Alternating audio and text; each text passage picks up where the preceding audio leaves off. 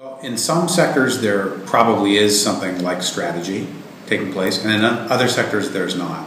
Certainly in parts of the economy where it's all big state-owned enterprises and they're going into sensitive parts of the world, say Iran or Sudan, places that the government's going to have to be there to backstop them all the way along, then there has to be some kind of strategic organization. At the highest level, China's biggest resource companies are owned by the government, and definitely they get together at the leadership level to talk about where they're going to be operating and what the geopolitical conditions are going to be like there.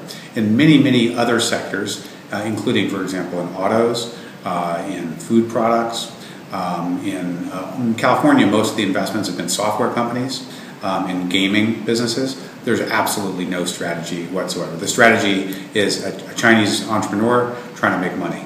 Gotcha. Thank you. About providing a value proposition to the consumer. So how would you describe the transformation of the Chinese economy? Boy, China's economy has been transforming for 30 years, of course, right? Nothing's been stable for more than 45 minutes in China since 1978. But today there are some big new transformations happening.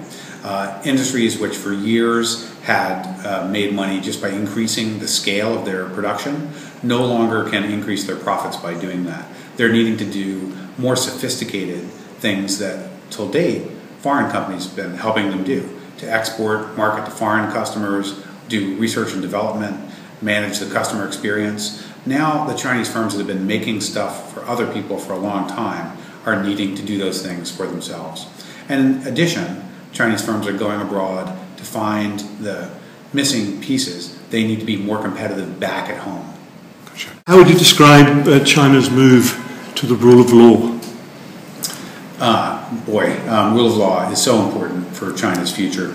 You know, at a very early stage of economic development, fancy rules and laws and regulations aren't that important. Firms just need to know the basic attitude of government. You know, are you going to build infrastructure?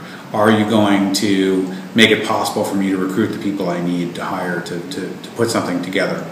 You get to where China is today, and in Shanghai that's $10,000 per capita average income, nominal, not even any fancy purchasing power kind of stuff. That's a middle income country. Getting stuff done at the office at that level of development requires much more legal intensive strategies. You need to know that if you invent something, you'll be the one who gets to recover the investment from having invented it. That if you spend the millions, if not billions of dollars to build a brand, that some unscrupulous competitor isn't just going to put a razor blade in your product and destroy your brand overnight. That takes rule of law. It's coming from the commercial demand side, not so much from political or democratization demand.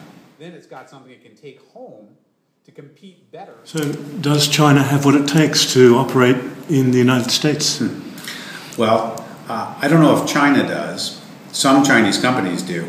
Some Chinese companies are figuring it out very well. Wansheng Automotive is doing extremely well in the U.S. I think they have 15 or 16 separate facilities around the country, thousands and thousands of employees, and are very happy with how things are evolving.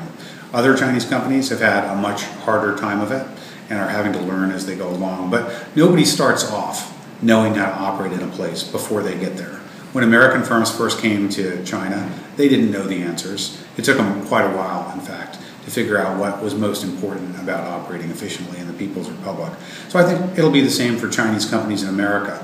Some will make it, some won't, but in any case, the only way to figure that out is to stay, learn, and experience what it's like to operate in the United States for more than 3 or 4 or 5 years probably.